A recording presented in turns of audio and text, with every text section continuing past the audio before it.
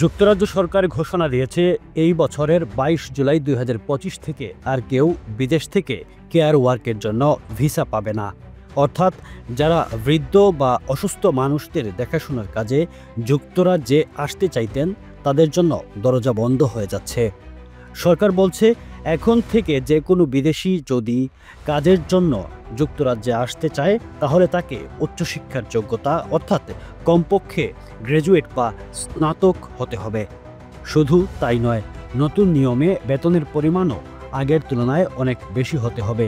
এই সিদ্ধান্তের পেছনে সরকারের যুক্তি হলো অনেক কোম্পানি বিদেশ থেকে লোক এনে কম বেতনে কাজ করায়। এতে দেশের সাধারণ মানুষ যারা একই ধরনের কাজ করতে পারতেন তারা পিছিয়ে পড়েন। আবার অনেক সময় দেখা যায় বিদেশ থেকে আসা কিছু মানুষ প্রতারণার শিকার হন, কাজের পরিবেশ ভালো না বা চুক্তির বাইরে কাজ করানো হয়।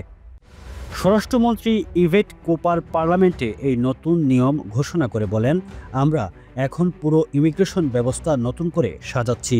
আগের সরকারের সময় ৪ বছরে অভিবাসনের সংখ্যা ৪ গুণ বেড়ে গিয়েছিল।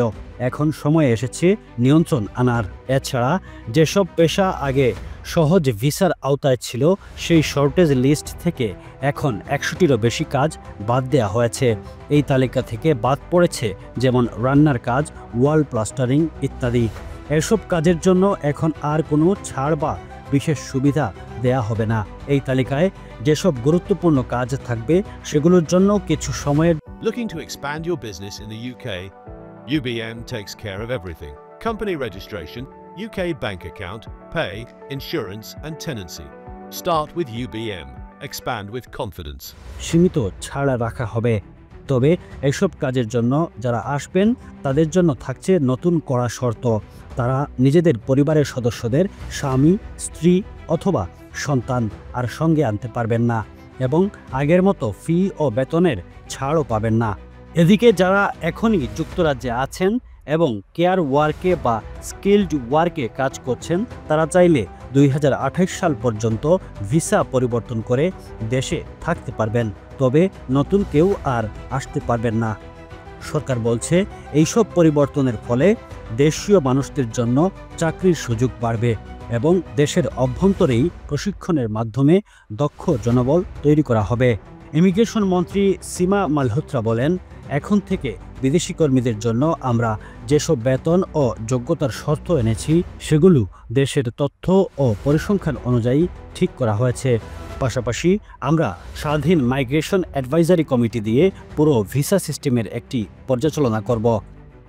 সরকার আরও জানিয়েছে পরবর্তীতে তারা ইমিগ্রেশন স্কিলস চার্জ বাড়াবে, মানে যেসব কোম্পানি বিদেশি কর্মী নিয়োগ দেবে তাদের ফি দিতে হবে আরও বেশি। এছাড়া ইংরেজি ভাষার শর্তও আরও কঠোর করা হবে যেন সত্যিকার যোগ্য প্রার্থী কেবল আবেদন করতে পারে। এই পুরো পরিকল্পনার মূল লক্ষ্য হল বিদেশি কম দামি শ্রমিকের উপর নির্ভরতা কমিয়ে দেশের তরুণদের ট্রেনিং দিয়ে কাজের উপযোগী করে তোলা। এতে দেশে কর্মসংস্থান বাড়বে এবং সমাজে ভারসাম্য আসবে। Desk news, UK Bangla live.